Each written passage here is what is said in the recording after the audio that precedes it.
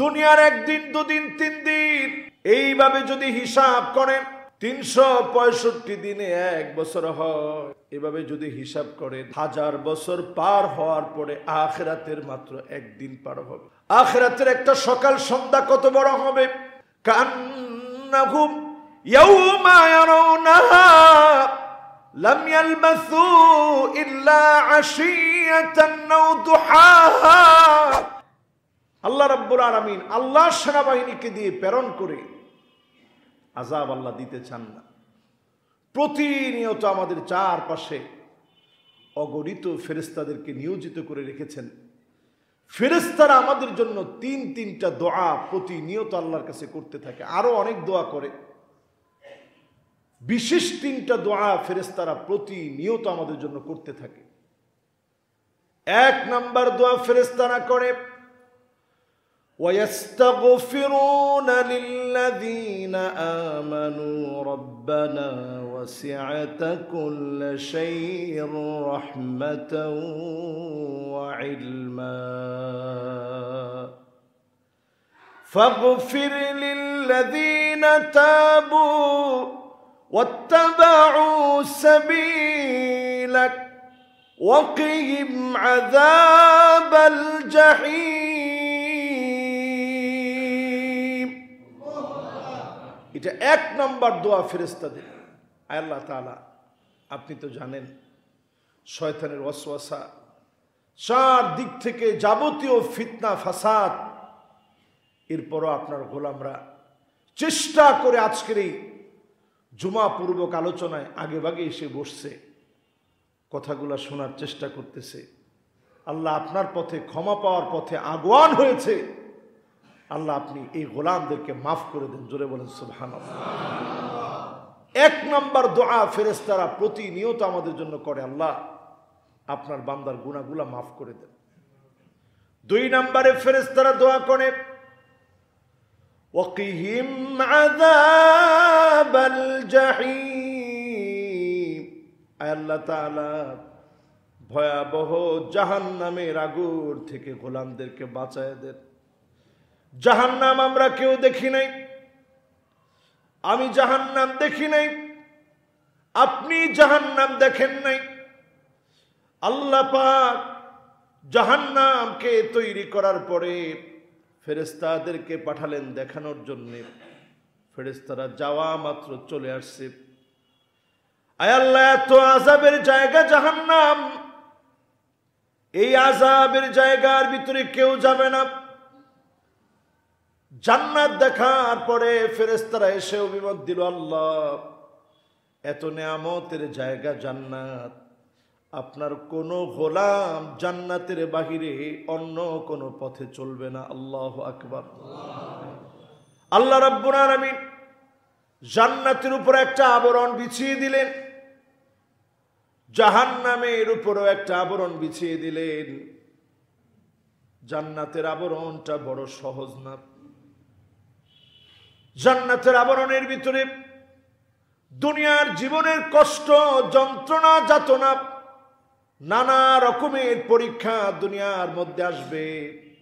এই পরীক্ষাগুলোর মধ্যে উত্তীর্ণ হওয়া লাগবে। যখনই পরীক্ষায় পড়ে যাবেন, আজ ফিলিস্তিনের মুসলমানদের দিকে তাকায় দেখেন কিভাবে মুসলমান, কিভাবে জীবনগুলো আল্লাহর রাহে বিলায় দিচ্ছে। সেদিন দেখলাম একজন সৈন্য নিজের চেহারাকে লুকায় রেখে ব্রিফ দিচ্ছে। মা এসে সন্তানের চেহারা খুলে দিয়েছে, মুখোশ উন্মুক্ত করে দিয়েছে, বুঝিয়ে দিতে চেয়েছে দুনিয়ার কারোর সামনে তুমি তোমার চেহারা লুকায় রাখা দরকার নাই, তুমি তোমার চেহারা উন্মুক্ত করে দাও, কারণ তুমি একমাত্র গোলামি যার করো তিনি কে? তুমি কার ভয়ে তোমার চেহারা লুকায় রাখবা? তুমি তোমার চেহারা উন্মুক্ত করে দাও। দুনিয়ার কারো ভয়ে তোমার চেহারা ঢেকে রাখা দরকার নাই। দুনিয়ার এই জীবনে নানা রকমের পরীক্ষা আসবে। এই নানা রকমের পরীক্ষার ভিতরে যারা উত্তীর্ণ হবে, কষ্টের সময়ে যারা ঈমানের উপরে থাকবে, এই লোকদের জন্য ফেরেশতারা প্রতিনিয়ত আল্লাহর কাছে দোয়া করতেছে, আল্লাহ এদেরকে জাহান্নাম থেকে আল্লাহ মাফ করেন। ফেরেশতাদের দোয়া কবুল করে যিনি মাফ করবেন তিনি কে? আল্লাহ। তিনটা দোয়া ফেরেশতারা প্রতিনিয়ত করে। একটা হচ্ছে আল্লাহ গুনাহ মাফ করে দেন, একটা হচ্ছে জাহান্নামের আগুন থেকে আল্লাহ আপনি মাফ করেন। তৃতীয় নাম্বার দোয়া করে وأدخلهم جنات عدن التي وعدتهم। আল্লাহ তাআলা যেই জান্নাতের ওয়াদা আপনি আপনার গোলামদের জন্য করলেন, ওয়াদা মাফিক, আপনার গোলামদের জন্য আল্লাহ ওয়াদা মাফিক জান্নাতের ফয়সালা করে দেন। পড়েন আমিন। যতজন আমরা এই জুমা পূর্বক আলোচনায় বসি, প্রতিনিয়ত আমাদের জন্য দোয়া হয়। 1 নম্বর গুনাহ মাফ, 2 নম্বর জাহান্নামের আগুন মাফ, 3 নম্বরে আল্লাহ আপনার গোলামদেরকে আপনি জান্নাতের মালিক বানায় দেন। আল্লাহ পাক যখন জান্নাত বানাইলেন, জান্নাত আর জাহান্নামের মধ্যে একটা প্রলেপ দিয়ে দিছেন।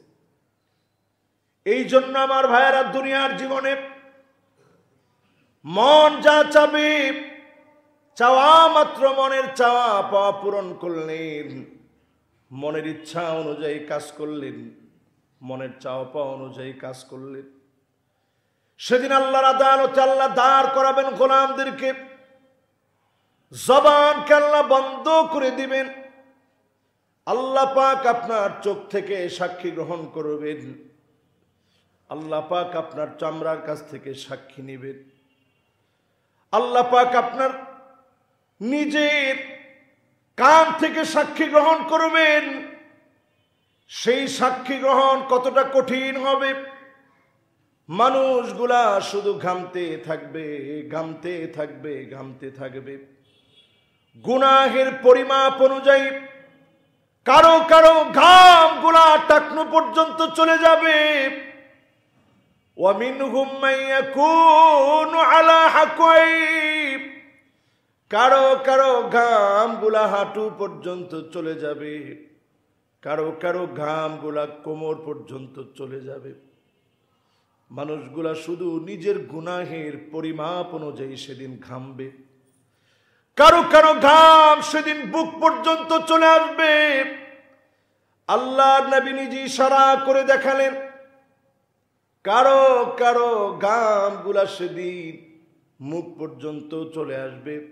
লোকটা হাবুডুবু খাবে, নিজের ঘামের ভিতরে হাবুডুবু খাবে।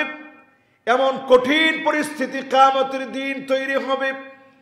আল্লাহ পাক সেদিন প্রত্যেকের গ্রীবলগ্ন থেকে, ঘাট থেকে মেমোরি কার্ড বের করবেন। আল্লাহ পাক মেমোরি কার্ড বের করে আল্লাহ নিজে দিবেন, হিসাব দেব। আল্লাহ পাক যেদিন বলবে, ইকরা কিতাবাক কাফা বিনাফসিকাল ইয়াউমা আলাইকা হাসিবা, পর হিসাব দেব। যাওয়ার কোনো জায়গা সেদিন পাওয়া যাবে না। আল্লাহর গোলামেরা যারা আপনারা সলাতুল জুমা আদায়ের জন্য আসছেন, শুধুমাত্র 50,000 বছর অপেক্ষা করা লাগবে হিসাব দেওয়ার জন্য। সহিহ বুখারীর বর্ণনা, নবীজি সাল্লাল্লাহু আলাইহি ওয়াসাল্লাম বললেন, মান্নু কিসা হালাক, যাকে আল্লাহ বলবেন পর জবাব দে, ওই লোকটা ধ্বংস হওয়া ছাড়া কোনো উপায় থাকবে না। কেউ সেদিন কোনো কাজে আসবে না। আজকে দুনিয়ার জীবনে সামান্য বৃষ্টির ভিতরে বের হলে বাপ কতভাবে সন্তানকে ছাতি দিয়ে আগলে রাখতে চায়। নিজের শরীর ভিজে যায়, তারপরেও সন্তানকে ভিজতে দেয় না। সন্তান বারবার বলে, আব্বা আপনি ভিজলে, আপনি মুরব্বী মানুষ, আপনার ঠান্ডা লেগে যাবে। এরপরও বাপ সন্তানের দিকে ছাতাটা ধরে রাখে। গতকালকের অনেকগুলা দৃশ্য দেখলাম, যেই দৃশ্যগুলো আমার মনের ভিতরে নাড়া দিয়েছে। দেখলাম মা সন্তানের মাথার উপরে ছাতা ধরে রেখেছে। একটা বারের জন্য মা নিজের কথা চিন্তা করে না। বাপ সন্তানের মাথার উপরে ছাতা ধরে রেখেছে, একটাবার নিজের কথা ভাবে না। রিকশায় চড়েছে, অধিকাংশ কাগজটা সন্তানের দিকে দিয়ে রেখেছে, প্লাস্টিকের পলিথিন সন্তানের দিকে দিয়ে রেখেছে, সন্তানের যেন জ্বর না আসে। আর সেই কঠিন দিনটা এমন হবে, ইয়াউমা লা ইয়ানফাউ মালু ওয়ালা বানুন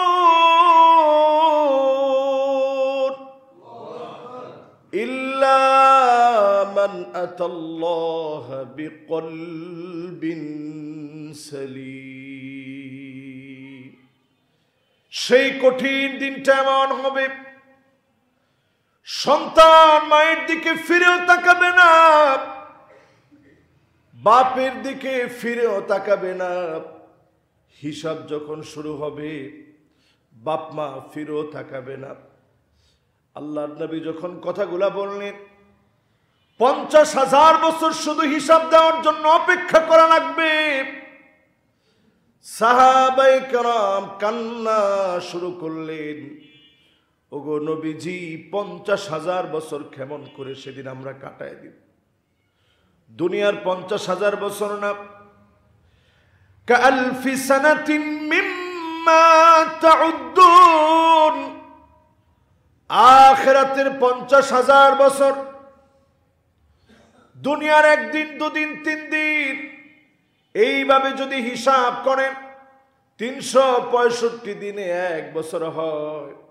এভাবে যদি হিসাব করেন, 1000 বছর পার হওয়ার পরে আখিরাতের মাত্র 1 দিন পার হবে। আখিরাতের একটা সকাল সন্ধ্যা কত বড় হবে! কান্নাহুম ইয়াউমা ইয়ারাউনাহা লাম ইয়ালবাসু ইল্লা আশিয়াতান আও দুহাহা। একটা সকাল সন্ধ্যার সমান। 60-70 বছরের জীবনটা একটা ঝলকের মধ্যে শেষ হয়ে যাবে। যেই জীবনের জন্য এত পেরেশান, যেই জীবনের জন্য এত কষ্ট, যেই জীবনের জন্য এত জল্পনা কল্পনা, সব শেষ হয়ে যাবে, ফুরায় যাবে। মালিকের সামনে আমাকে দাঁড়ায় যেতে হবে। ওয়াকুল্লা ইনসানিন আলজামনাহু তাইরাহু ফি উনুকিহি ونخرج له يوم القيامة كتابا يلقاه منشورا। সেদিন আল্লাহ গৃহলগ্ন থেকে মেমোরি কার্ড বের করে দিয়ে বলবে, এবার বল।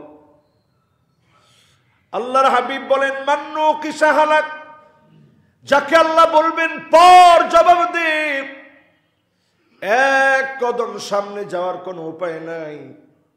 চিন্তা করেন বিগত দিনে কত গুনাহ হয়ে গেছে। আল্লাহ পাক কিছু গোলামকে বলবে, গোলাম, অনেক গুনাহ, অনেক অন্যায়, অনেক অপরাধ, এই গুনাহগুলা তুই করেছিলি, আমি আল্লাহ দয়া করে মায়া করে তোরে মাফ করে দিলাম। এই জন্য আমার আল্লাহ হচ্ছেন করিম, যিনি সব দেখেন, দেখার পরেও তিনি গোপন রাখেন।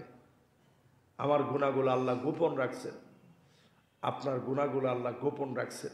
এই জন্য তিনি করিম, তিনি অতীব সম্মানিত, মানুষকে অসম্মানিত করতে চান না, অপদস্থ, অপমানিত, লাঞ্ছিত মালিক করতে চান। মালিক শুধু 2 ফোঁটা চোখের পানি চান। মালিকের কাছে আপনি যদি হয়রান পেরেশান হয়ে বলেন, আল্লাহ আমি গুনাহ করেছি, আগে নিজেকে গুনাহের মধ্যে দেখতাম, আর গুনাহের দিকে যাব না, যদি গোলাম হিসেবে আল্লাহর কাছে এই কথাটুকু দিতে পারেন, আত্তাইবু মিনাজ যামবি কামান লা যামবা লাহু, এমন ভাবে আল্লাহ গুনাহগুলা মাফ করেন কেমন যেন বান্দার কোনো গুনাহই ছিল না। সুবহানাল্লাহ। মালিক হচ্ছেন এমন। আমার ভাইরা, মাঝে মাঝে চিন্তা করি, এই যে বৃষ্টি ঝরতেছে, তো ঝরতেছে, একটু চিন্তা করেন, এই যে বৃষ্টির পানি যেভাবে ঝরে, আল্লাহ কিন্তু এর চাইতে দ্রুত, এর চাইতে বেশি বৃষ্টির পানি আর কয় ফোঁটা পড়ছে, আপনার জীবনের গুনাহগুলা চিন্তা করেন, একটা দিনের গুনার কথা চিন্তা করেন। গীবত করা ছোট গুনাহ না বড় গুনাহ? বড় গুনাহ। প্রতিদিন আমরা কত গীবত করি। মিথ্যা বলা ছোট গুনাহ না বড় গুনাহ? বড় গুনাহ। মানুষকে গালিগালাজ করা ছোট গুনাহ? এরপর তো বললেন না, আপনাদের সন্দেহ আছে? এটা কবিরা গুনাহ। কি গুনাহ?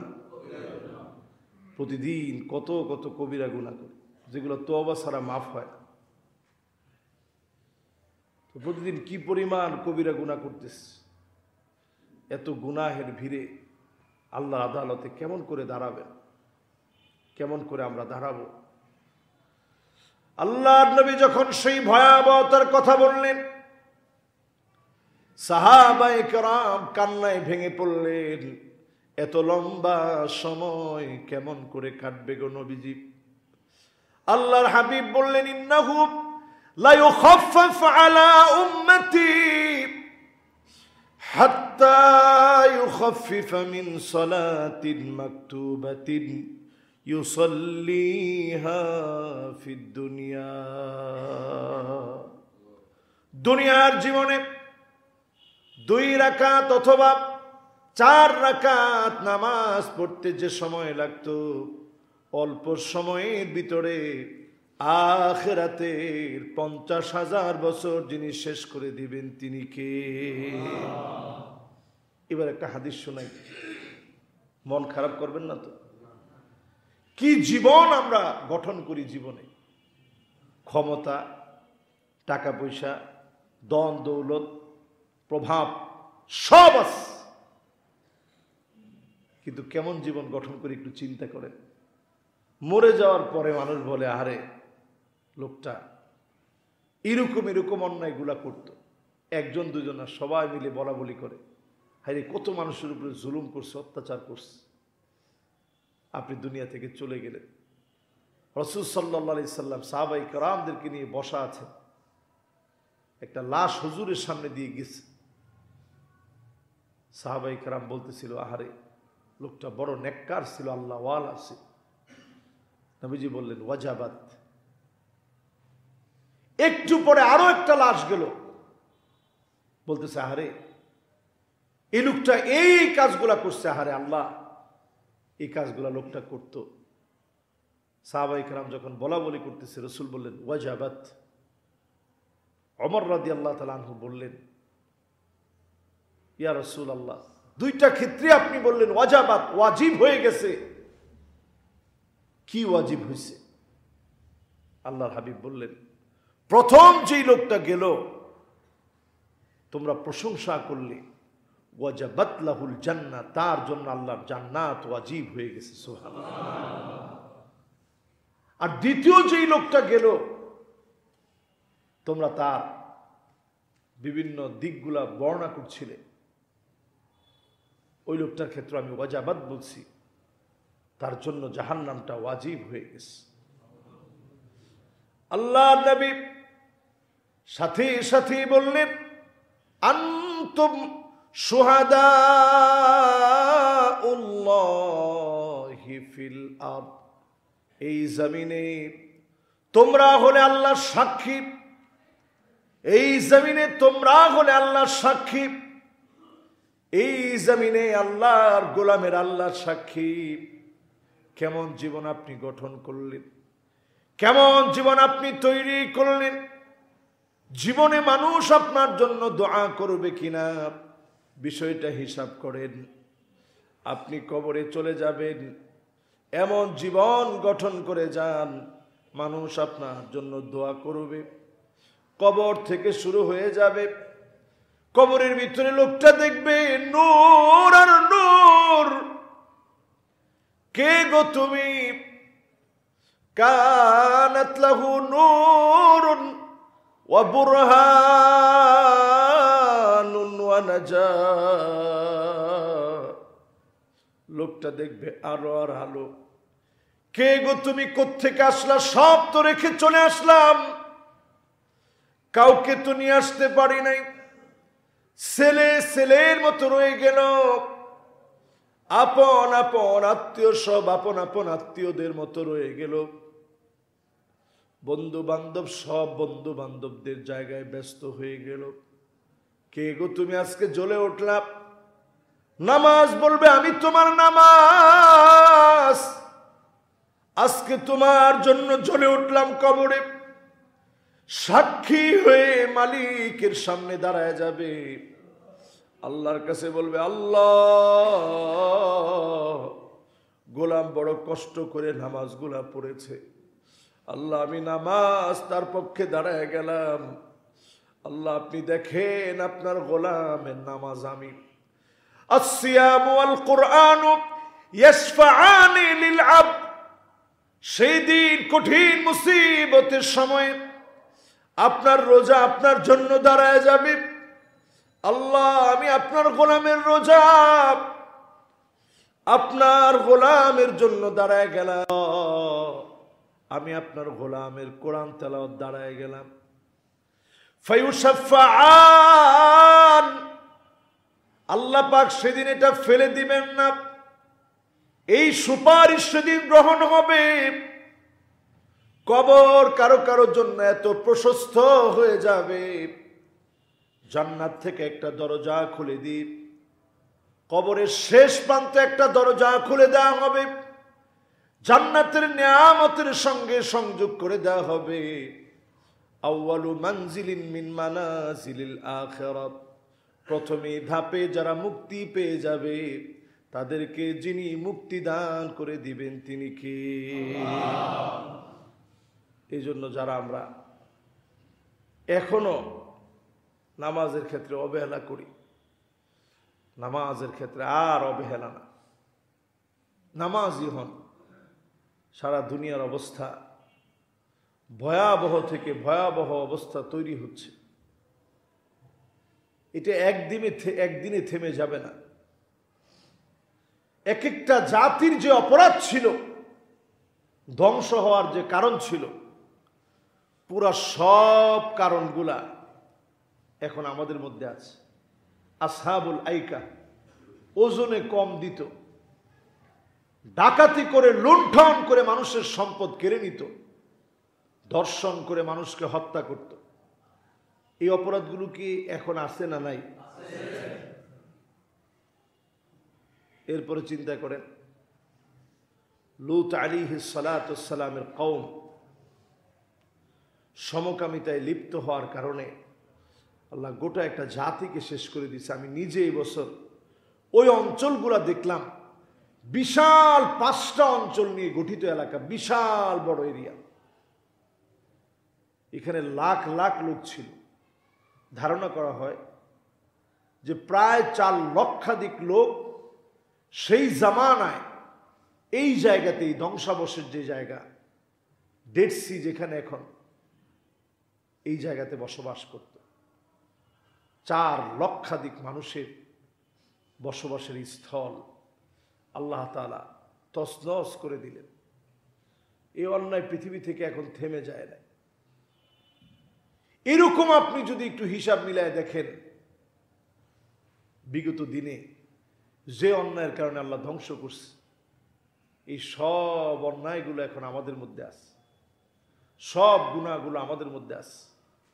শুধু শেষ নবীর উম্মত বলে, আখিরি নবীর আখিরি উম্মত, শেষ জামানার আদরের উম্মত বলে আল্লাহ আমাদেরকে এত সুযোগ দিয়ে রাখছে, এত নিয়ামত আল্লাহ দিছেন।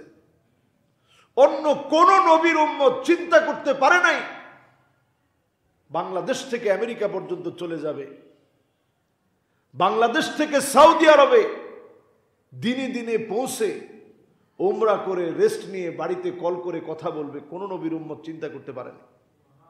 আল্লাহ আমাদেরকে দিস। খানা দানার ক্ষেত্রে দেখেন, পৃথিবীর বিভিন্ন রাষ্ট্রে ঘোরার পরে আমার এটা ধারণা হয়েছে যে আল্লাহ তাআলা আমাদের দেশে যা খাওয়ায়, অনেকে মনে করে যে বাংলাদেশের মানুষ এত টাকা পয়সা নেই। আরব দেশে আপনি মেহমান হবেন, মাছ খাইছেন তো শুধু মাছ ফ্রাই করে আপনাকে মাছ খাওয়াবে। মুরগি যদি হয় শুধু মুরগি, যদি আপনাকে গোশত খাওয়ায় একেবারে আনাম একটা খাসি দিয়ে দিল, শুধু গোশত। কিন্তু আল্লাহ তাআলা আমাদেরকে এই দেশে কি পরিমাণ নিয়ামত দিচ্ছেন। একটা গরিব মানুষ হলেও তার ঘরে অন্তত মাছ থাকে, ডাল থাকে, শাক সবজি থাকে, থাকে না ভাই? এত এত নিয়ামত আমরা খাই, এত এত নিয়ামত খাই, আলহামদুলিল্লাহ। এরপরেও মালিকের শুকরিয়ায় একটু নামাজ পড়তে আসতে পারি না। যার নামাজ নাই, প্রকাশ্যে যে লোকটা নামাজ পড়ে না, প্রকাশ্যে নামাজ কাজা করে, ওই লোকটা নিঃসন্দেহে ফাসিক। আর এই ফাসিক ব্যক্তি প্রতিনিয়ত ফাসিকি করতে করতে করতে করতে করতে করতে কুফুরির দিকে মানুষটা চলে যায়। এই জন্য প্রতিদিন যারা নামাজ কাজা করেন, প্রতিদিন আপনি প্রকাশ্যে গুনার কাজে লিপ্ত হচ্ছেন। সগীরা গুনাহ না কবিরা গুনাহ? কাবিরা গুনাহ, একেবারে বড় গুনাহ। এই জন্য আজকের জুমা থেকে নিয়ত করেন, আল্লাহর আদালতে যেতে হবে আমাকে, কোন শাস্তি না জানি আমাকে পাকড়াও করে ফেলবে। এই তো সেদিন আমি সিরাজগঞ্জে ঘুমায়েছিলাম, বেলা তখন 9:35 বাজে। হঠাৎ করে প্রচন্ড একটা ঝাঁকুনি, 5.5 মাত্রার একটা ভূমিকম্প এইভাবে ঝাঁকাইতে পারে। আমি তখন উঠে হতভম্ব হয়ে চিন্তা করতেছিলাম, আল্লাহ, 5.5 মাত্রার ভূমিকম্প যদি এইভাবে ঝাঁকাইতে পারে, যদি 9 মাত্রার ভূমিকম্প হতো, কত বেনামাজি আজকে বেনামাজি হয়ে আল্লাহর আদালতে উঠতে হতো। কেমন করে এই চার আল্লাহকে দেখাতেন, কেমন করে মালিকের সামনে দাঁড়াতেন। আপনি নামাজ পড়েন নাই, কোন চেহারায় মালিকের সামনে দাঁড়াতেন।